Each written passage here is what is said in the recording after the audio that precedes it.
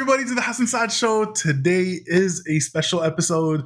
It's not going to be your interview style because I have my beloved wife, Alex, and this has been long awaited, very much so. But as you guys know, Alex is pregnant, and we just finished our first trimester. Yeah, and it's been really rough on both of us, and especially you, for the most part. I mean, I can't say that for myself, but it's been rough on you for sure. Yeah, I mean, it's definitely been different for the both of us, that's for sure. But definitely was very challenging for me specifically because I've had a lot of symptoms and stuff. But yeah, I'm excited to finally be able to sit up and do an episode with you. So 100%. This is long awaited, but because with the pregnancy, I mean, you were sleeping most of the time. You were passed out. Yeah, definitely. Passed out at weird times too, like at 6 o'clock, 7 o'clock, you're snoozing, man. Out cold, yeah. Out cold, and we're like pre-pregnancy, we were pretty active. Like you would go to your Zumba, I'd go to my boxing. I still go to boxing, but that all stopped, and the whole routine changed. Yeah, it was insane. Like I'd come home, and before boxing, sometimes you were asleep. After boxing, sometimes you were asleep, and all I did was either play FIFA on my PlayStation, or I was watching shows and movies. I finished the whole Harry Potter series. I watched a bunch of anime. I watched a bunch of shows. Yeah, snoozing in here. But yeah, that took a toll on us a little bit. But now, for sure, not in any marriage related way, but definitely like physically, and it's just. I don't know, you're just kind of rolling with the punches, I guess, just seeing what's happening and how we cope with things. Mm-hmm. But yeah, getting better now, so that's good. We rolled with the punches several times, and here we are. Amen. Indeed. Today's not going to be an episode. It's not an interview style. I mean, it's kind of hard to interview your wife sometimes, honestly, every single day, all day. Yeah. So it's not an interview style. It's just a little bit about us and talking. It's not an interview, but kind of delving into your experiences here and as a teacher. And I think we can start with that and saying, first of all, how is your experience here? I mean, I know both of us were in this together, and I know your experience here, but if you want to tell them, the folks watching, your experience in Abu Dhabi. Yeah, for sure. So, of course, like you, we were both in China, and because of COVID, we ended up kind of just being here when the pandemic happened unexpectedly. So that transition was definitely, I'm going to say difficult for me, but I was kind of mourning the loss of China because I was really happy there. But other than that, once I finally was able to get a teaching job, once the nursery's open and things like that, I think it's been pretty positive. I think so. Yeah. Give you guys a context. Go watch episode 1. Even though episode 1 was kind of iffy with the quality and all, it was first starting. But if you watch episode 1, you'll know the story. I mean, we're not gonna go through the story again, but it was crazy. I mean, life in China was totally different. Mm-hmm. I think it was our first experience living together, and for sure, it was also our first experience traveling together, living in a completely new world. Man, like, do you remember? It was awesome. Like, I look back at China and I'm so, like, I'm always super happy looking back because we were so carefree. We were younger, significantly younger. And like, I don't know, we didn't really have these adulting plans, I want to say. We were kind of just rolling with, the day-to-day. Right. Especially because the experience of living there, I feel like, is so, not chaotic, but there's so much happening every single day. Every day is so different. So we were kind of just going with, the experience. And it was amazing, honestly. It was a journey. Every time you stepped out of the house, something new was happening. You were going to see something new. You're going to experience something new. And that kind of brought us together. That kind of definitely brought us together because, when you're in a country, it was culture shock for both of us. And just because, let's say, if you're living in Canada, everyone around you is different cultures. Like, you'll find, it's a melting pot of different cultures. And the same thing in the UAE, it's a melting pot of different cultures. But when you go to China, there is no melting pot of different cultures. Everybody's Chinese. So, and you stand out. So it was a culture shock. And during that time, you really want to build, like, everything revolves around community, revolves around friends, revolves around your relationships. I think that really brought us together. Definitely. Yeah, especially because every single day, especially with the language barrier, you learn something new that helps you thrive in China, just because for a foreigner, it's not difficult necessarily to adapt, but it's definitely a learning curve. So because of every day being such a huge learning experience, we were able to share little things we learned along the way and our funny stories along the way. So we were able to help each other with that information. But yeah, there's lots of funny stories. Language barrier. Remember when you ordered 2 chicken? Yeah, and I got 6 on accident. Yeah. So, you want me to tell the story? Go ahead. Yeah, 100%. Yeah, so basically, it was, I think, my first week working. And then I had seen this street meat, basically, and they were selling these drumsticks of chicken, and they looked so good. For a couple of days, I was looking at it, but I hadn't mustered up the courage yet to go and order because I spoke really no Chinese or Mandarin at the time. So I had asked one of the local teachers about the numbers, and then she showed me that there's actually number signs. So I thought I had memorized them, and I went there and I ordered 6 drumsticks. And the guy even asked me, like, 6, and he's showing me the... So wait, no, you ordered 2 drumsticks, but you said you did this. Yeah, okay, sorry, yeah. So I meant to order 2 drumsticks, but because I thought that the sign for 6 was 2, I don't know how I messed that up, because 2 is actually 2. 1 to 5 is the same. But yeah, I said 2 with the 6 sign up, and then he confirmed with me, Leo? And I was like, yes, 2. Yeah, that's the one. Yeah. Until I saw him taking drumstick by drumstick and sticking them in 6 separate bags. I was like, no, stop. 2, I want 2. And I panicked and showed him the 2 sign. And then he was laughing at me, and he basically, like, every time I would pass by, he would laugh. They would laugh at me. So yeah, that was one of the few things at the beginning, but there's so many. Crazy. What was the word for foreigner? I forgot. La why was it? Waigoran. Waigoran, not La why. I don't know where. How could you forget that one? Waigoran, that's for sure. Just a bunch of Waigorans. Yeah. A bunch of foreigners. Funny times, man. Yeah, I have a funny bus story as well where, they were showing me around, and suddenly I think I said that on episode 1. Go check it out.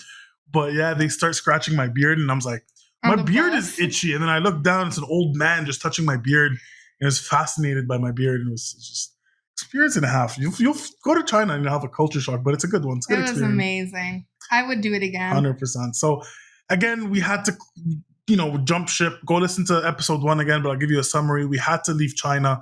And then because of COVID, we were here for a vacation, and then we ended up staying because it was like, okay, yeah, 1 week holiday. Okay, yeah, 2 weeks, 3 weeks, 4 weeks. Mm-hmm. And it's like, okay, we need to settle.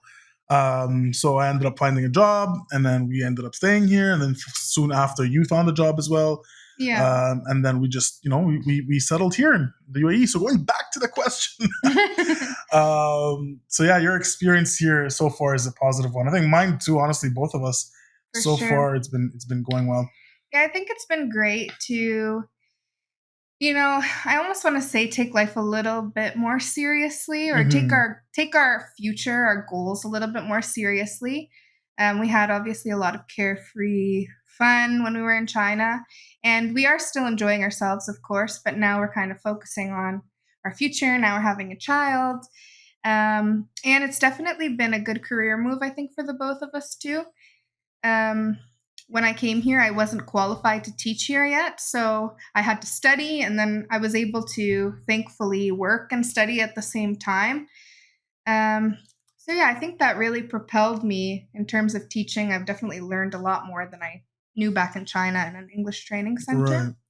Right. And the same for you, of course. The career growth here has been fantastic, I think, for the both of us. 100%. Going into training and development and business development has been good. It taught us a lot, honestly, about life. So much. And looking at the bigger picture. It is very, very, it's happening very fast. Yeah. And if you can't catch up, it's just, you fall off once you fall off the boat, it's hard you need to really be on your game. That's what I'm trying to say. Definitely. Yeah. And it helps to have a partner. Like sometimes if I'm giving a little less, you're making up for it. If you're giving a little less, I'm making up for it. So Hold on. When have I given a little less? Stop. I'm just kidding.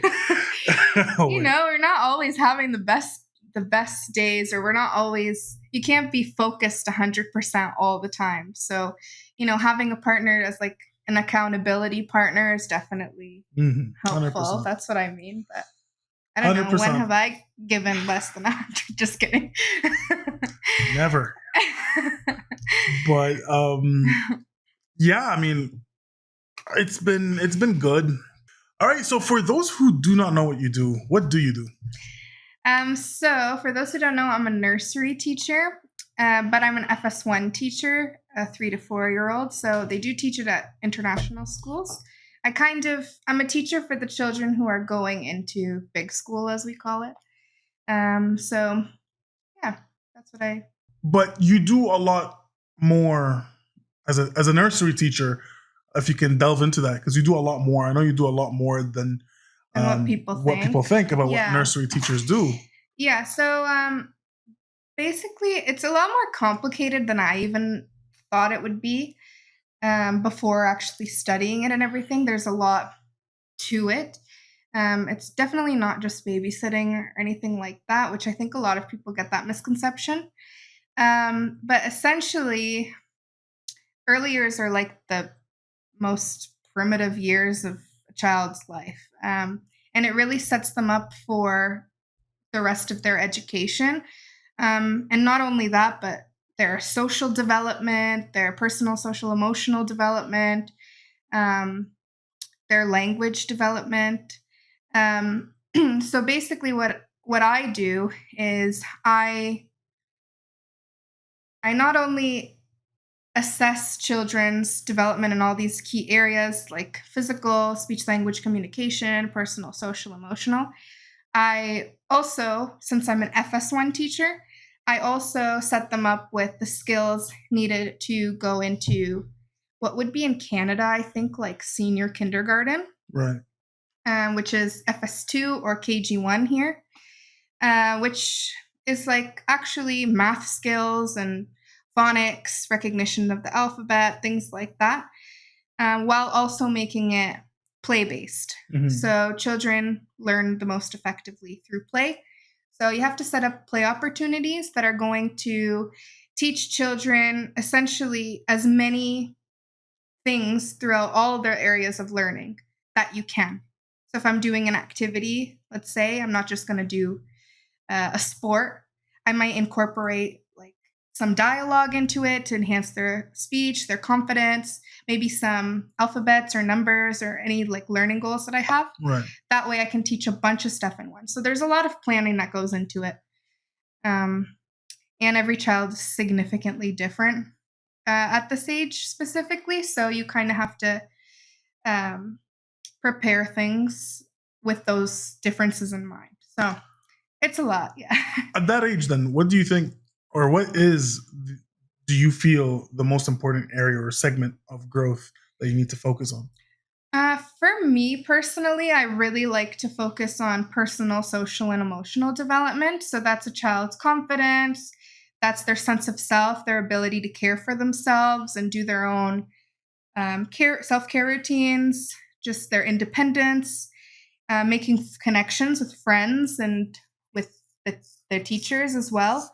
That for me is the most important. I think that once a child has a lot of confidence and they're well developed in this area, then it sets them up for success in all the other areas. Yeah, so they'll be more eager to try new things and more willing to share that experience with others too. So that's just my personal take. I think especially in FS1, since we need them to be so much more independent and outgoing and willing to try things for big school, as we call it.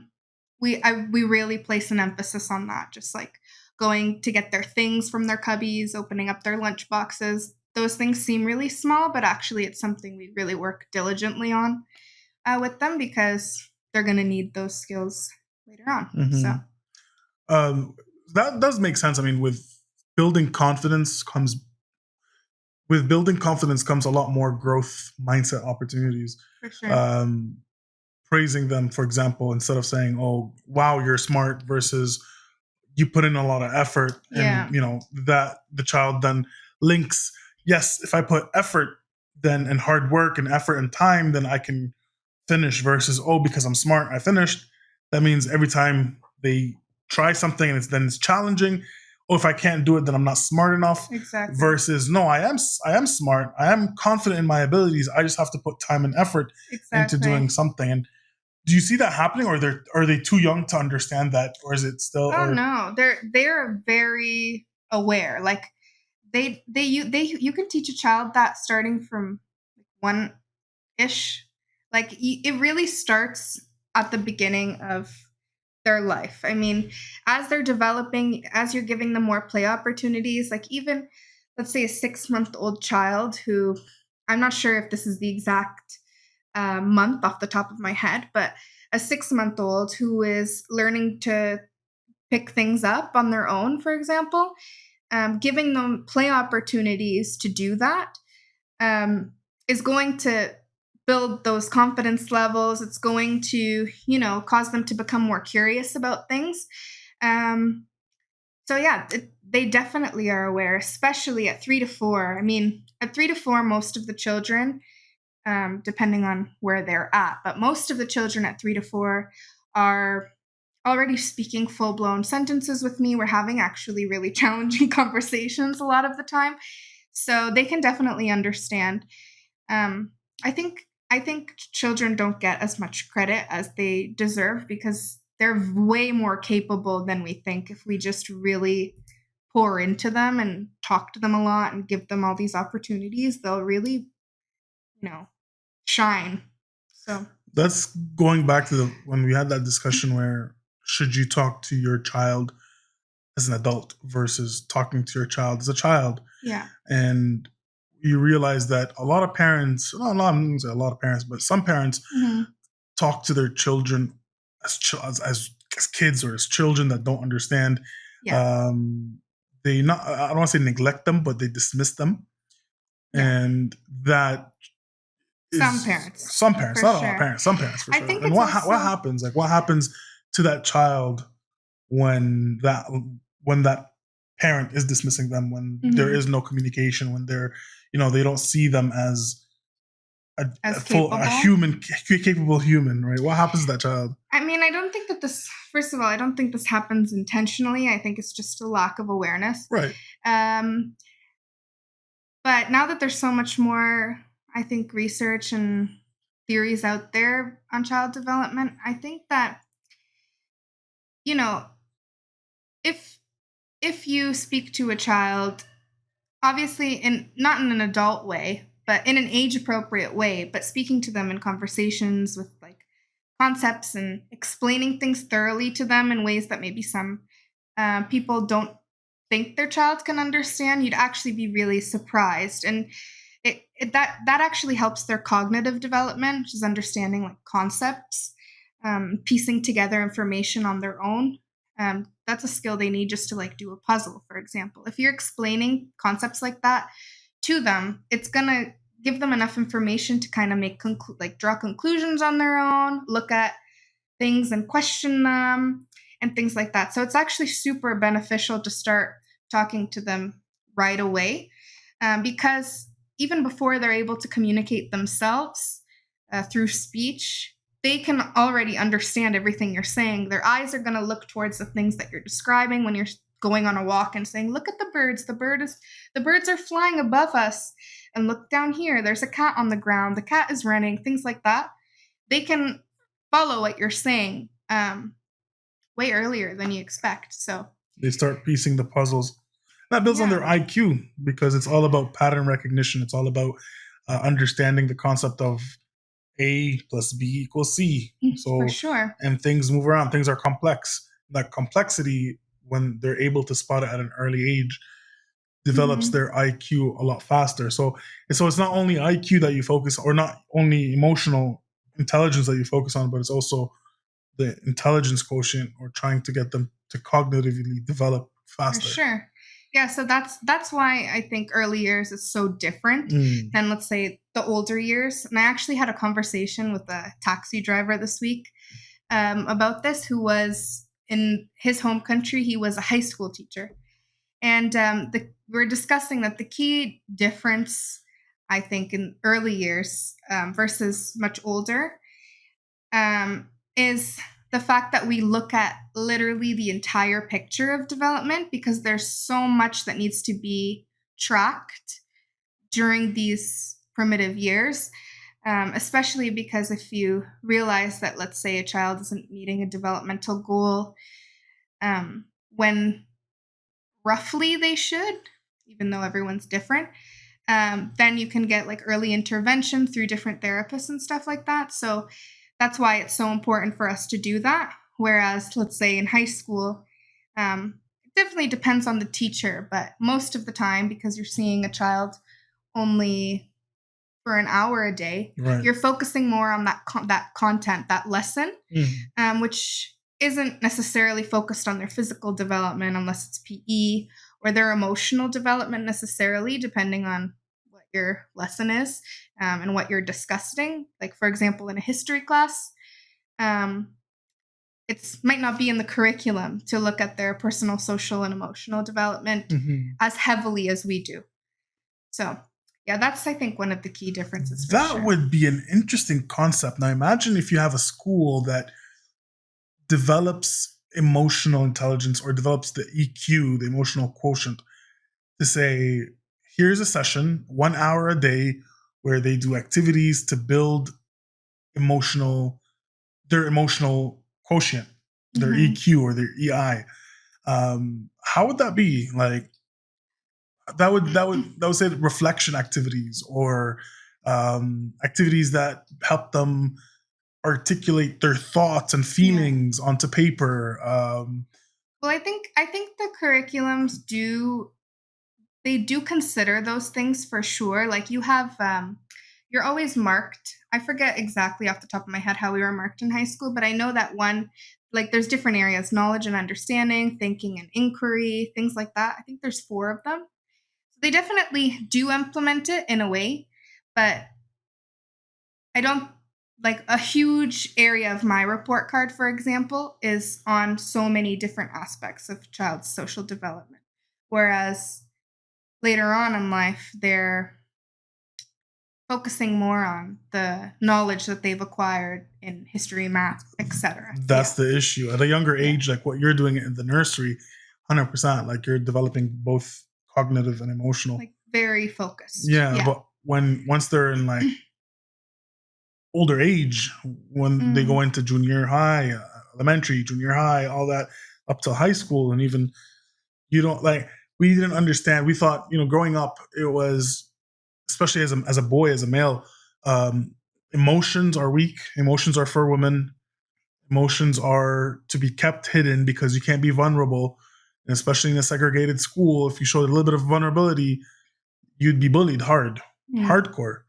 And you develop that very strong outer shell, very resentful of others who show emotions. So you start to resent them. You start to feel that you're not, that you will never ever be able to show your emotions or feelings. And that's why I had a hard time opening up when we first met, if you remember. So I think definitely it's important to have that in high school. It's important to have that in our education system. For sure. To develop children going up to not only think about, I need to know when World War II started, when World War II ended. Yeah. All that's important, of course, but at the same time, not to neglect your emotional side or the emotional development of the child. So when they do come into the real world, they know how to handle their emotions. They know how to control themselves and control their reactions. And be able to inspire others and be able to understand how to be inspired by others, because you need to be vulnerable to be inspired by others. Yeah. I think definitely and there are definitely a lot of amazing teachers that do this on their own. Like they, take initiative and they really focus on their students and try as best as they can to pour into them in this way, especially I think in primary years, because you have a lot more time with them. But embedding that into the curriculum somehow to help with things that are so common, like mental health nowadays, I think would be amazing. Because there's so much more information available, and with social media, and there's so many things, like times are much different now than even when we were in school. So I think having that in the curriculum, maybe not necessarily like being graded on, but being responsible for checking in on students in that way and things like that, I think that would be fantastic. So I totally agree with that. I agree for sure. Yeah. Now stepping back a little bit, I know. Remember the good times where you used to travel without me, the solo traveling trips and all that. Of course. Don't you miss that? Of course. I mean, I went on one last year to Budapest, so I'm still kind of doing that. Just I think my career here kind of needs to be taken a lot more, not seriously, but I can't. Than in China, where it was, I would have off days here and there. Missing a day would mean only missing 1 hour class. So I could take an off day here and there and take off. Whereas now I can only really do that on breaks and weekends. I definitely miss being able to pick up and leave whenever. I don't even know how many solo trips I took in like 1.5 years. In China, you'd always, because I would just take China off. every about 60 days, was it? Every 60 days. Oh yeah, roughly. You'd have to renew your visa, and then you'd go out, come in. So you'd go to Malaysia. When you used to travel to Malaysia, nothing wrong with Malaysia. Malaysia is a beautiful country, and I'm sure you'll talk to us about Malaysia. But see, you guys know the Netflix series, right? See, I've known this for a long time, and I know Malaysia isn't very safe for a solo female traveler. It was fine. It's fine, I'm sure, if you know your way around, if you're experienced. But you see, I don't know. I was anxious. Especially you were on the trip from the same flight, the same flight path. Yeah. From, what was it, Hong Kong? No, from Beijing. So I think what you're getting at is that I think it's called MH30 plane that went missing. You can Google it. Yeah, I think it's the I think MH330 or MH370. Yeah, that's the one. Yeah, so that's the plane that disappeared with Malaysian Air. I never flew with them, actually. I always flew Air Asia. Yeah, but it was the same flight path. But yeah, I would fly direct, I think, from Wuhan to Kuala Lumpur, and one time to Kota Kinabalu, which is the island. But yeah, honestly, it was fine. Everyone there I really enjoyed Malaysia. I went so many times. I felt safe. Obviously, as a solo female traveler, I was 21. You're 21, 22. No, I wasn't 22. I was 20 or 21. Yeah, like turning 30. Not me. You were 21, solo female traveler, and I was anxious, man. Like, it was fine. You got to put yourself in my position. Of course. I think also, like, I don't consider myself a naive traveler whatsoever. Right. I'm definitely very aware of my surroundings. It's very important to be that way always, but especially when you're by yourself, you really need to research the place. You really need to research the hotel or the place you're staying to make sure it's in a safe or kind of bustling area, so you're not walking late at night. You're learning how to take transportation before you get there. You're exchanging your money before, you're keeping it in the safe, things like that. Researching where exactly in the city you're going to make sure that you have a reliable way to get there and how you need to prepare for it. So doing all of those things, it was honestly fantastic. Everyone there speaks really great English. So There wasn't really a language barrier that made it more complicated for me. And I used Grab, which is reliable because it's like Uber. But that's only in Southeast Asia, no? Not in all places, I don't think, of Southeast Asia, but in Malaysia, it's definitely the most common way to get around, I would say, Uber, for travelers. Yeah. Just the context. So Grab is like Uber, but in several parts of Southeast Asia. Yeah. So Thailand had Grab, Vietnam had Grab. Did Vietnam have Grab? I think Vietnam had Grab. Thailand definitely had Grab. Yeah, they did. Vietnam, Thailand, and Malaysia. Yeah. So, and I think South Korea too. South Korea, I guess, yeah. If I'm not mistaken. So, as a female traveler, as a solo female traveler, what are your steps? So what's your mindset like going into, a trip? Because as a male traveler, you're very privileged. You don't think about it. Well, you do think about it a little bit. You don't want to be naive. For sure. But as an experienced, like I've experienced traveling alone. So as experienced male traveler, you just do a little bit of research here and there. It's nothing quite, detailed, and you just know that where the safe areas are where you go, and you're okay for the most part. Yeah. But as a female traveler, what do you do? Yeah, so like I said, there's a lot that goes into it. There's so many precautions you have to take. So if I was planning a trip, let's say, I would first off see which destination is probably cheapest on Skyscanner. I would do that, see the main attractions, which ones I'm going to prioritize, just get the cost of those excursions, let's say, or those trips kind of planned for so that I don't get ripped off. I would choose a hotel that is in a place where maybe will get me to those places easier. That is safe, that has good reviews. Reviews are very important. And then what I would do most of the time is that I would book my flight, my hotel, arrange my transportation somehow, try to get a hotel that even has like a shuttle that takes me to all these attractions, because that's really reliable and it's much safer. And then once I'd get there, I would book like any excursions from my hotel. And that would obviously make sure that I'm not going somewhere sketchy. I might be paying a little bit more maybe than if I was on the street, but not by much, especially in Asia. That's kind of the thought process and the planning process, I guess. Just, look at all the feedback, I guess, online about certain areas. Definitely learn to haggle. That's really important, I think, because you can get super ripped off or taken advantage of as a foreigner, a traveler, because you stick out like a sore thumb in a lot of areas. So, all those things are really important. And I think it's more of something you learn even more along the way. You'll have one experience, and then that'll kind of teach you things for the next too. Those are things I guess I would normally do like as preliminary things to try to ensure my safety as much as possible.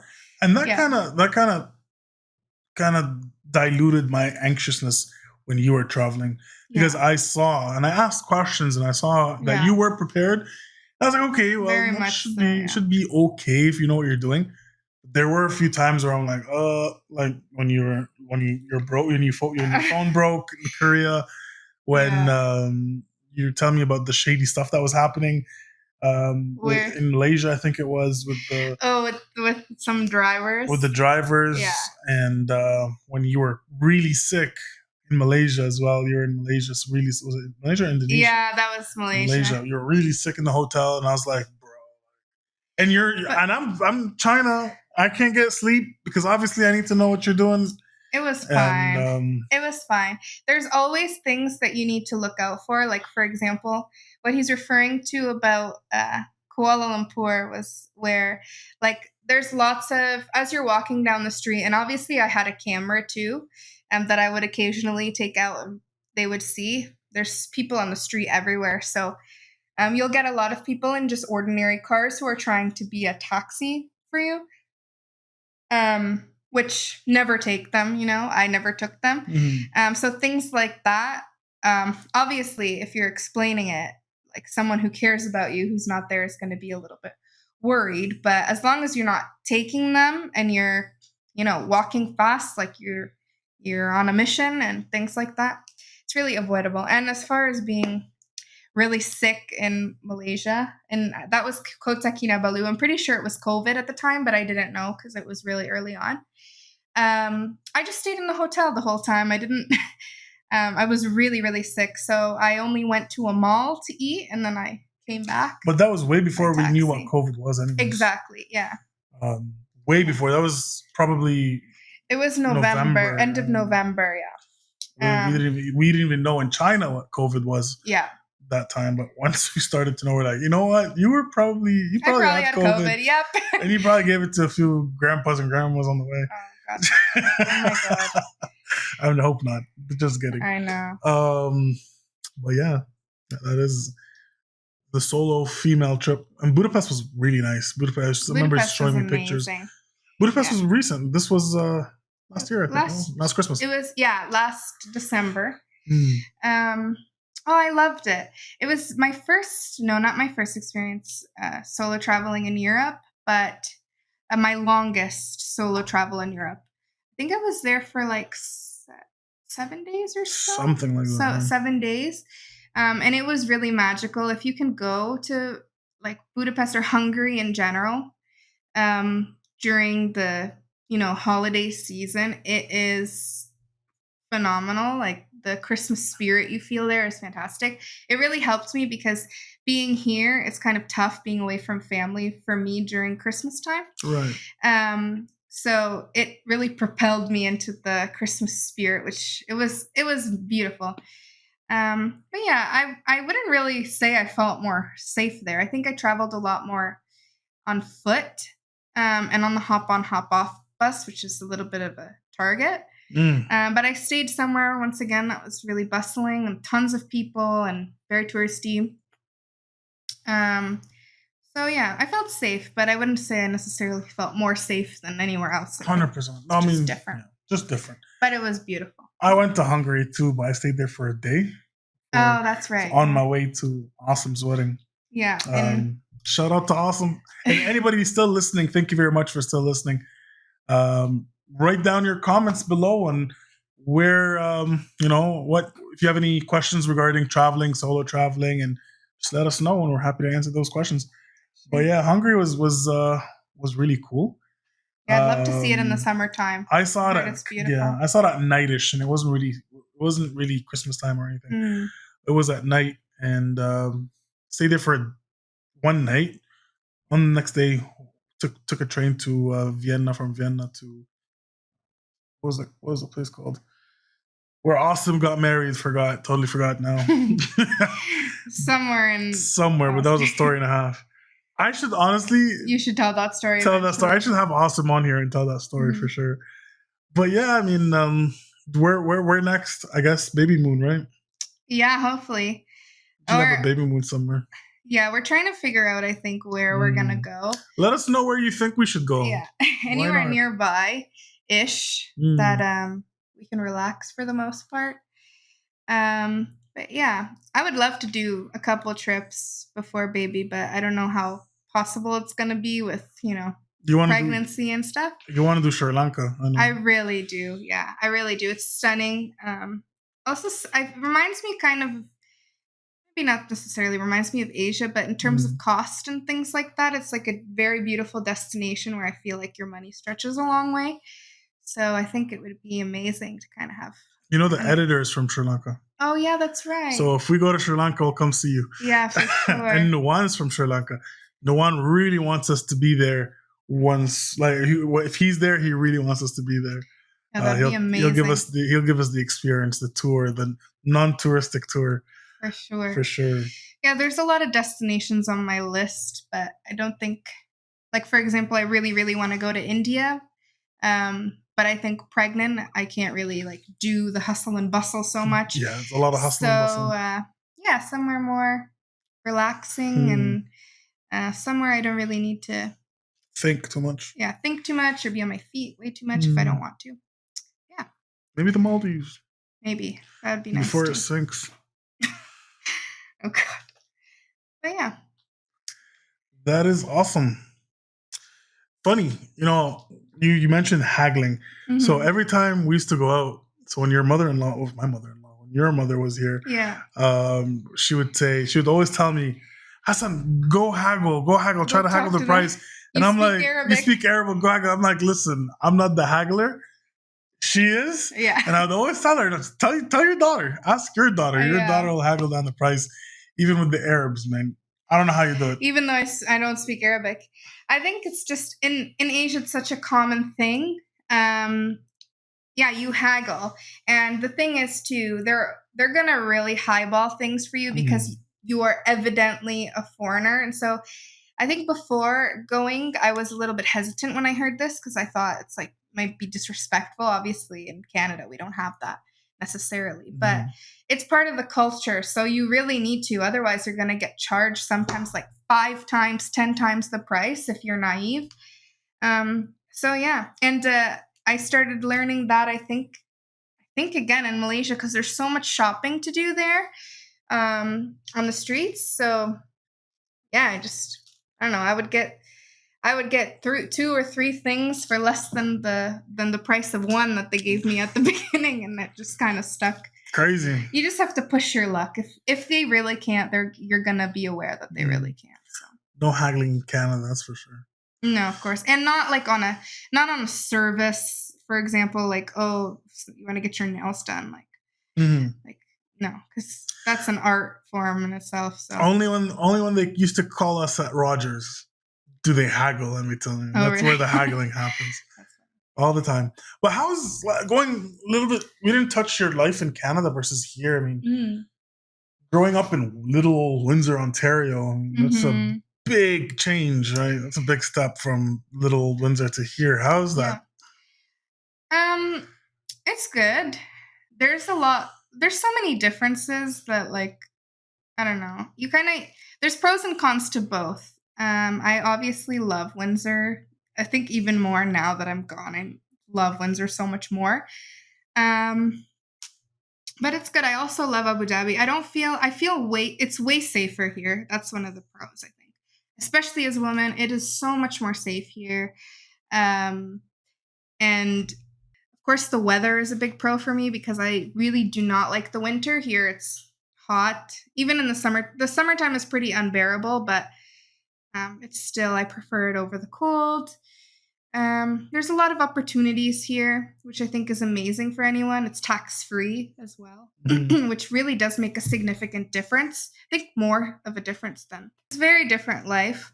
I love my friends and family back home. I miss that so much. All the food spots and things like that. Windsor has amazing food. It's definitely not comparable to anywhere else, I don't think, personally.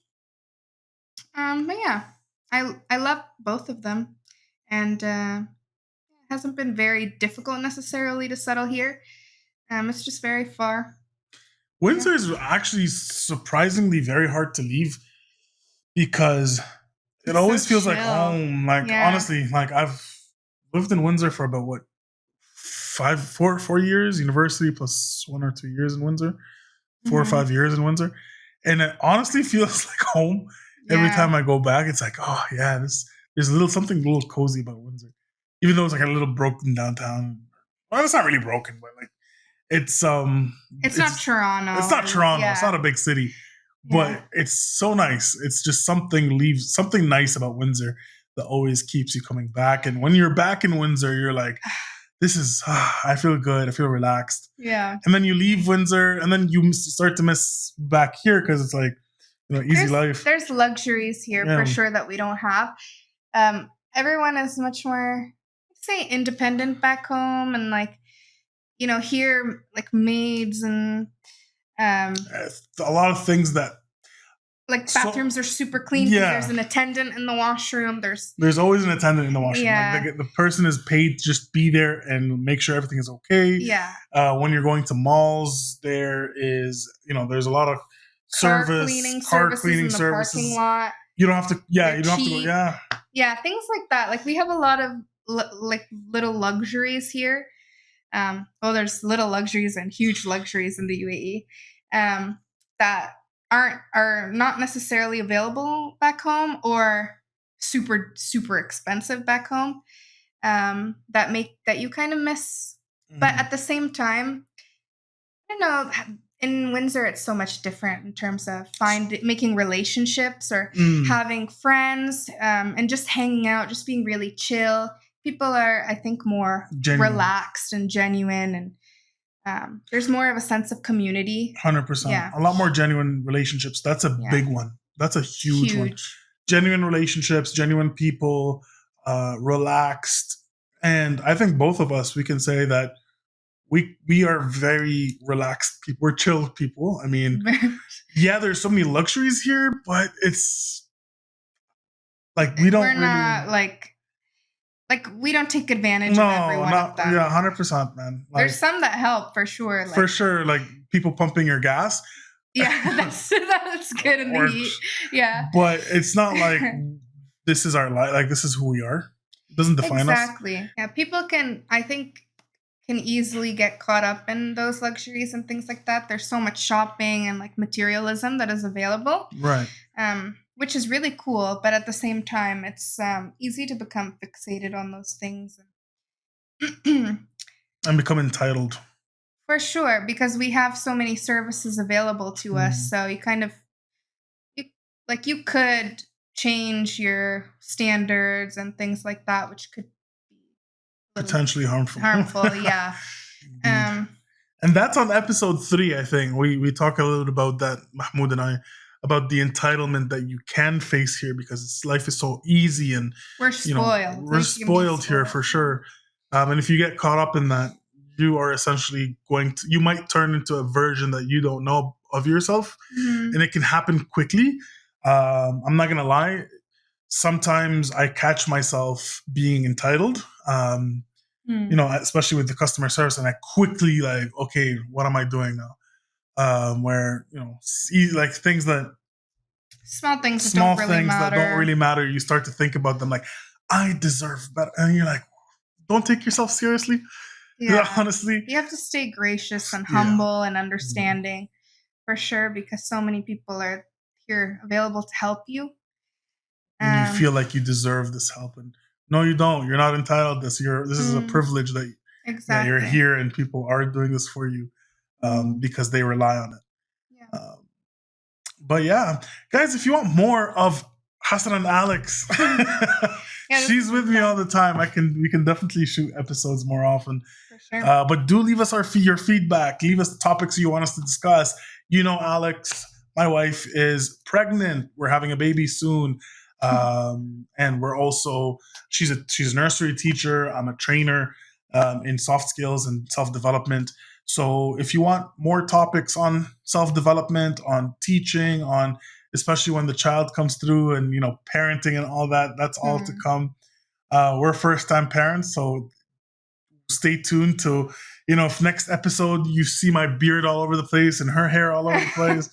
Just don't be surprised. It's not coming that soon. September. Inshallah. God willing. But yeah, and we do it is a mix of culture. We didn't touch on that. Maybe that's the next episode we should talk about. Yeah, like mix of religion and culture. So I am Muslim and you are Christian. Catholic. Well, I always mix that up. Yeah. I always think Christian is the umbrella and then things fall off. Like, for example, essentially kind of, right? Yeah, it's I'm not wrong. Christianity, and then, Catholicism and all that fall, branch off. Yeah. So you are Catholic and I am Muslim, and we live in a nice, humble little, life, and we've mixed well. So we can definitely talk about that a little bit in the next episode. I know we're covering about 1 hour currently, so we can wrap things up. Sounds good. It was nice to have you on the podcast and nice to live with you and nice to know you. Nice to know you. That was this episode, guys. We'll catch you on the next one. The Hassan Saad Show. Thank you very much for all your support. Thank you for being here. Do you want to say a few last words? Yeah, thanks for having me. I'm excited to be here and hopefully I can come back soon. You heard her. Now, if I'm invited. You're always invited. Now get out of here. Thank you for watching the Hassan Saad Show. If you want to support this channel, don't forget to like, subscribe, and hit the bell icon so whenever I upload, you'll get notified.